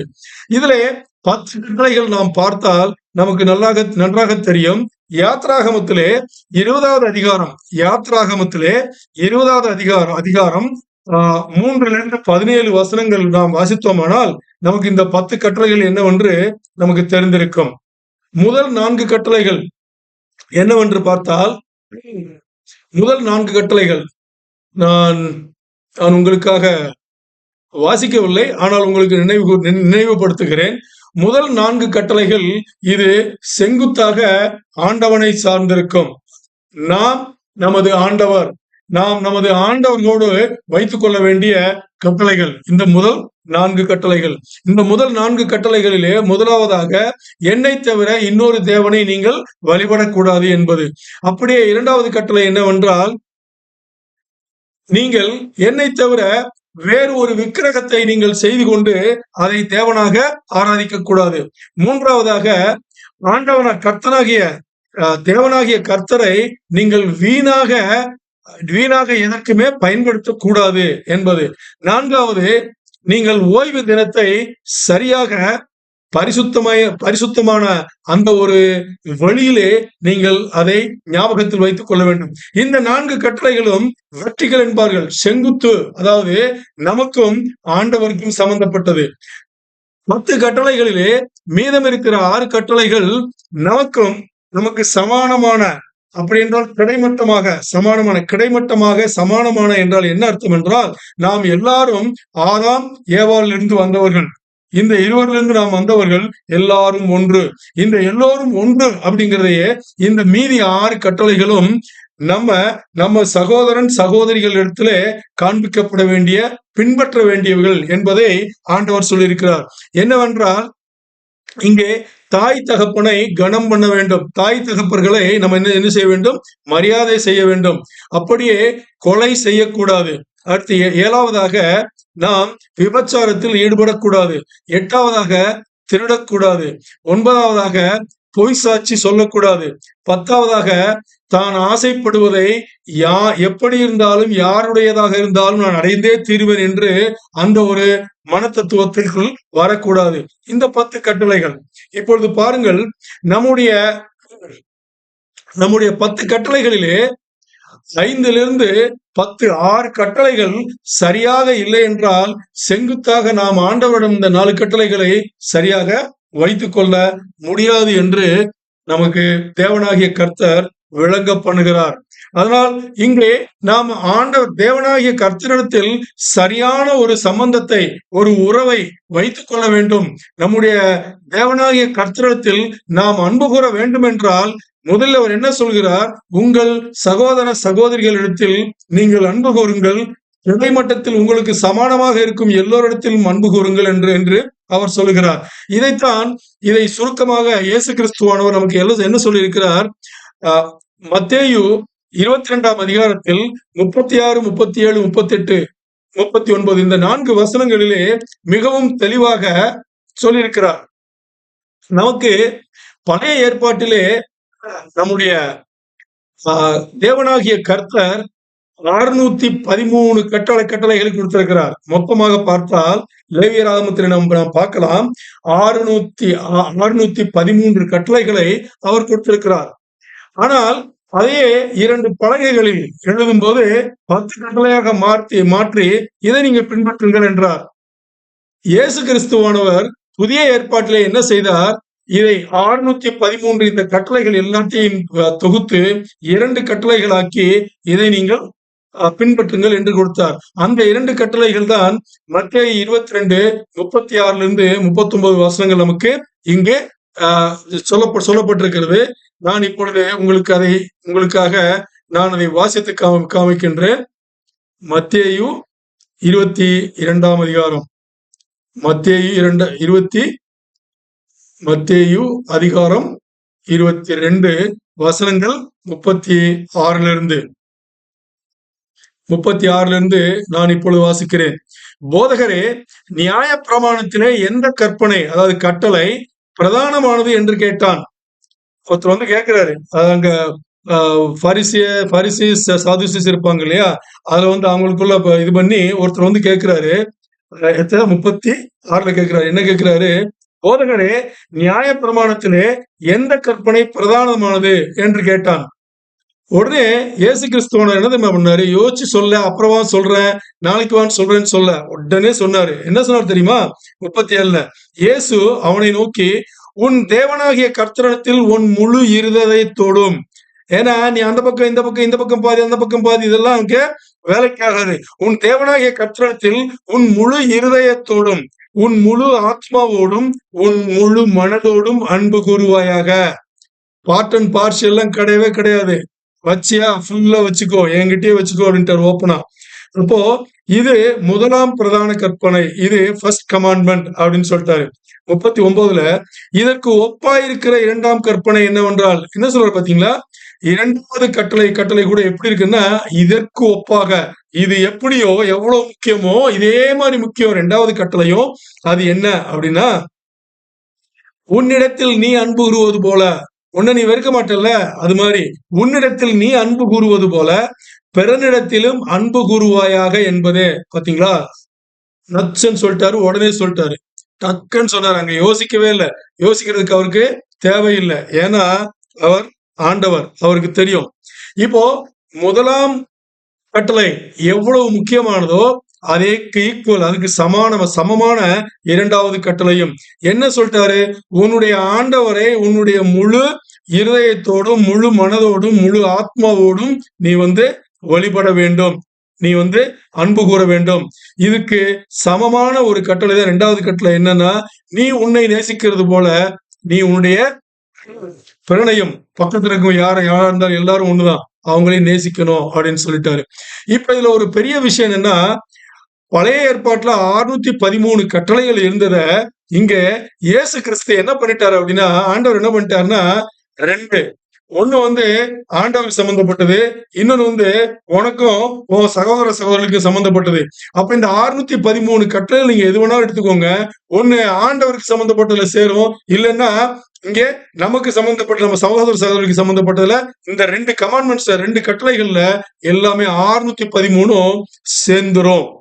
இப்ப யோசிச்சு பாருங்க, நெறிமுறைகளிலே ஏகத்துவம் அடைந்த ஏகத்துவமாக இருக்கிற நமது தேவனாகிய கர்த்தர் அவர் எப்படி இருக்கிறாரோ அப்படிதான் நம்மளையும் அவர் கொண்டு வந்துட்டு இருக்கிறார். இப்போ நம்ம முடிவுக்கு வந்திருக்கோம். இந்த முடிவுல வந்து நீங்க நல்லா யோசிச்சு பாருங்க. இந்த தியானத்தோட ஆரம்பத்துல நம்ம வந்து தலைப்பு என்னன்னு வச்சுக்கிட்டோம்? திருமணத்தில் 10 கட்டளைகள் அப்படின்னு வச்சோம். இது வந்து சினாய் மலை மேல தேவனாகிய கர்த்தர் வந்து மோசைக்கு கொடுத்த அந்த 10 கட்டளைகள் இருக்கு இல்லையா, அதுல ஆதாரப்பட்டுதான் இதுவும் இருக்கும் அப்படின்னு சொன்னோம். ஆனா இது வரைக்கும் அதை பத்தி பேசல. ஏன் பேசலன்னா, இந்த எத்திக்கல் மோனோதீசம் இதன் மூலமாக ஆண்டவர் எப்படிப்பட்ட ஆண்டவருக்கு நாம் வழிபடுகிறோம் என்பதையும், எப்படிப்பட்ட ஆண்டவர் நம்மை அவருடைய ஏற்பாட்டில் வைத்திருக்கிறார் என்பதையும் தெரிந்து கொண்டால்தான் அவரை பின்பற்றுவது எப்படி, அவரை பின்பற்றும் நாம் அவரிடம் அன்பு கூறும் நாம் நமக்கு சமமான சகோதர சகோதரிகளிடத்திலே எப்படி அன்பு கூற வேண்டும் என்பதை சொல்வதுதான் இந்த எத்திக்கல் மோனோதீசம். இப்பொழுது இந்த எத்திக்கல் மோனோதீசம் திருமணத்தில் 10 கட்டளைகள் என்ற இந்த ஒரு விஷயத்தை, இந்த ஒரு செய்தியை நமக்கு நாம் எப்படி கொண்டு போக போகிறோம் என்று பார்த்தால் நன்றாக புரிந்து கொள்ளுங்கள். தேவனாகிய கர்த்தர் நம்மிடத்திலே எதை எதிர்பார்க்கிறாரோ அது அவருக்கும் நமக்கும் உள்ள நிபந்தனை. நன்றாக புரிந்து கொள்ளுங்கள். மீண்டும் சொல்கிறேன், தேவனாகிய கர்த்தர் நெறிமுறைகளிலே வாழ்க்கை நடத்தி கொண்டிருப்பவர். அந்த நெறிமுறைகளை நமக்கு தந்தவர். அவைகள் நமக்கு தேவனிடத்தில் வந்த நிபந்தனைகள். இதைத்தான் பழைய ஏற்பாடு என்றும் புதிய ஏற்பாடு என்றும் பரிசுத்த வேதாகமத்தை நமக்கு பிரித்து கொடுத்திருக்கிறார்கள். இப்பொழுது இந்த நிபந்தனைகளிலே தேவனாகிய கர்த்தர் நம்மிடம் என்ன எதிர்பார்க்கிறார் என்பது ஒரு பக்கம் இருந்தால், இன்னொரு பக்கம் தேவனாகிய கர்த்தர் திருமணமான ஆண் பெண் இருவர்களிடத்திலும் இந்த திருமணத்திலே நிபந்தனைக்கு உட்பட்டு, நிபந்தனைக்கு உட்படாத திருமணம் என்று ஒன்று இல்லவே இல்லை. இயேசு கிறிஸ்துவின் ராஜ்யத்திலே, இயேசு கிறிஸ்துவின் சாம்ராஜ்யத்திலே நிபந்தனைக்கு உட்படாத திருமணம் என்று ஒன்று இல்லவே இல்லை. அப்படி யாராவது ஒன்று இருக்கிறது என்று சொன்னால் அது திருமணமே இல்லை. நன்றாக புரிந்து கொள்ளுங்கள். இதை நீங்கள் மிகவும் திடமாக மனதிலே வைத்துக் கொள்ள வேண்டும். இப்பொழுது நெறிமுறைகளை வகுத்து கொடுத்த தேவனாகிய கர்த்தர் அதை அதில் இருக்கும் நிபந்தனைகளை நம்மிடம் நாம் செய்ய வேண்டும் என்று எதிர்பார்க்கிறார். அதை போலவே திருமணமான ஆணோ பெண்ணோ திருமணம் ஆனதன் பின்னால் தேவன் வைத்த சில நிபந்தனைகள், அந்த திருமணத்தில் இருக்கிற நிபந்தனைகள் நிறைவேற்றும் பொறுப்பை எடுத்துக்கொள்ள வேண்டும். இதை தேவனாகிய கர்த்தர் திருமணமானவர்களிடமிருந்து எதிர்பார்க்கிறார். அப்படி என்றால் திருமணமான கணவன் மனைவியிடத்திலும், திருமணமான மனைவி அதே கணவனிடத்திலும் செய்ய வேண்டிய பொறுப்புகள் சில இருக்கின்றன. அதுதான் நிபந்தனைகள். அதை பற்றிதான் ஆண்டவர் நமக்கு தியானத்தில் கொடுத்திருக்கிறார். இன்று நாம் இந்த தியானத்தை துவக்கி இருக்கிறோம். இது இன்னும் ஒரு 5 அல்லது 6 கூட்டங்கள் ஒன்றின் பின்னாக ஒன்று யூடியூபில் உங்களுக்காக வைக்கப்படும்.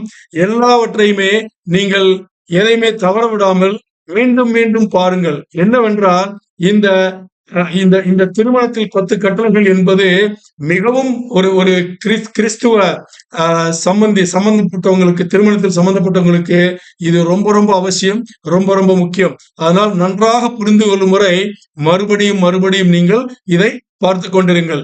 இப்பொழுது இது எப்படிப்பட்ட சம்பந்தம் என்று, இந்த திருமண சம்பந்தம், இந்த திருமண உறவு அப்படிங்கிறது, கணவன் மனைவி உறவு அப்படிங்கிறது எப்படிப்பட்டது, எப்படிப்பட்ட வாழ்க்கையெல்லாம் வாழலாம் அப்படிங்கிறத வசனங்கள் மூலமா, பரிசுத்த வேதாகமத்துல சொல்லப்பட்ட வசனங்கள் மூலமா நம்ம தியானம் செய்ய போறோம்.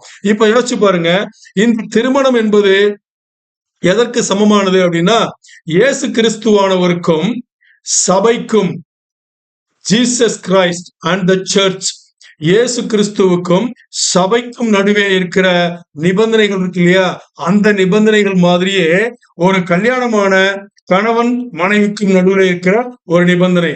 கல்யாணமானவங்க ஒரு சைடுன்னா ஜீசஸ் ஒரு சைடு.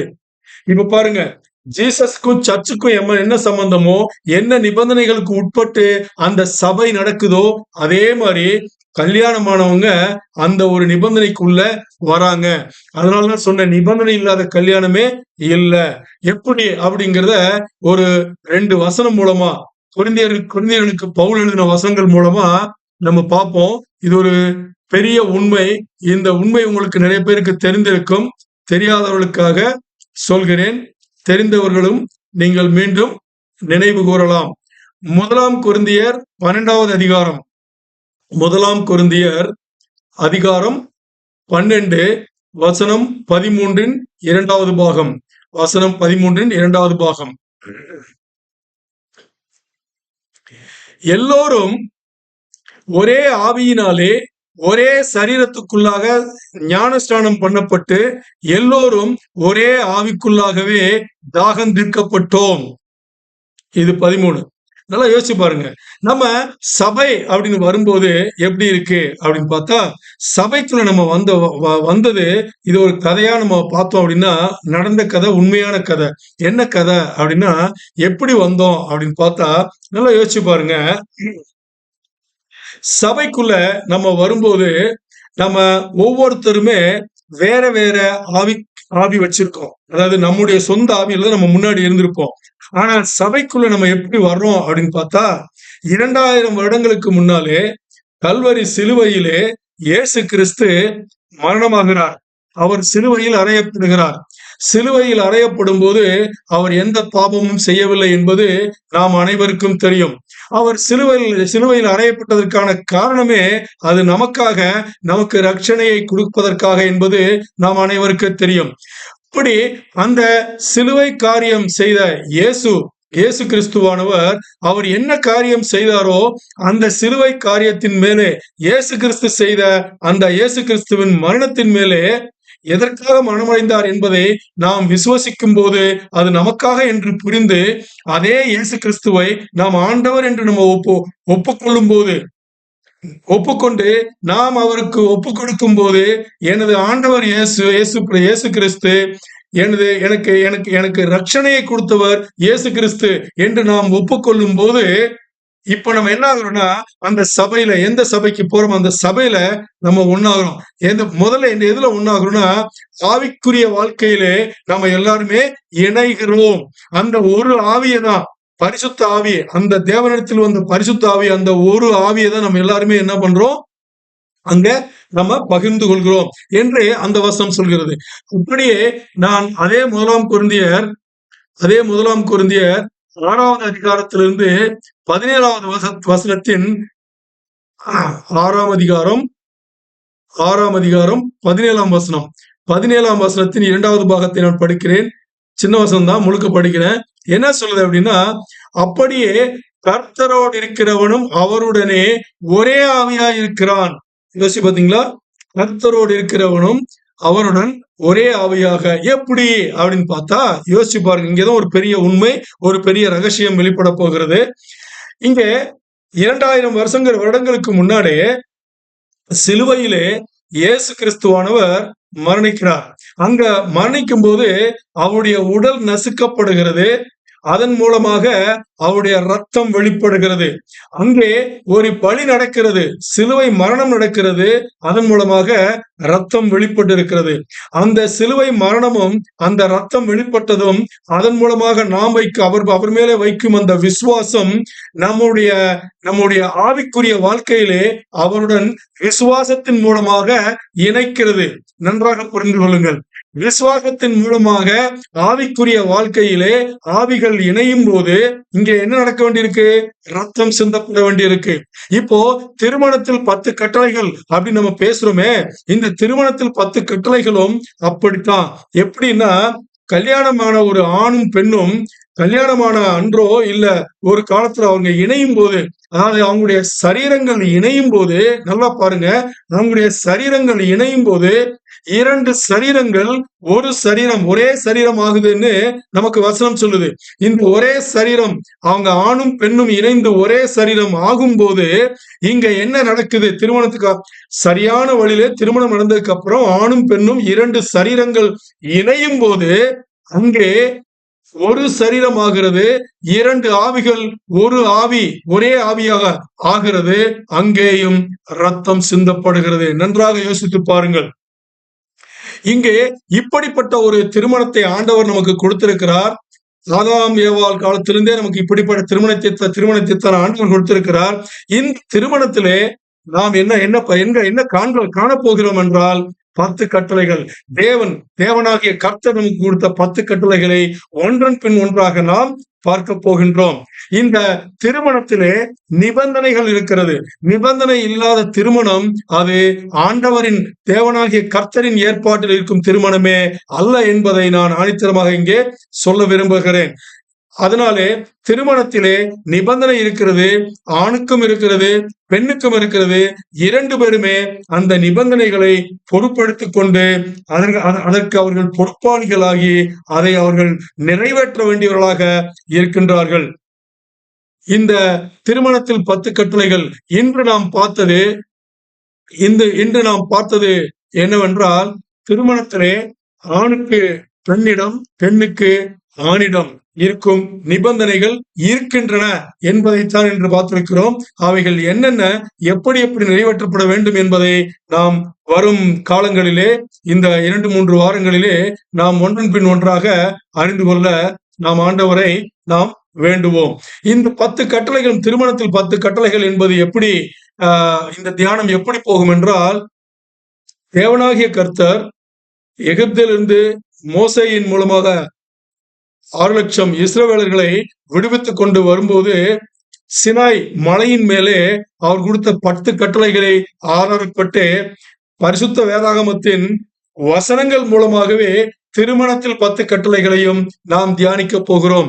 அதனால் யாருமே ஒரு நல்ல ஆரோக்கியமான, செழிப்பான, ஒரு அன்பான ஒரு திருமணம் உங்களுக்கு அமைய வேண்டும் என்று நினைத்தீர்களானால் நீங்கள் இந்த கூட்டங்களில் எதையுமே நீங்கள் தப்பவிட வேண்டாம், விட்டுவிட வேண்டாம்.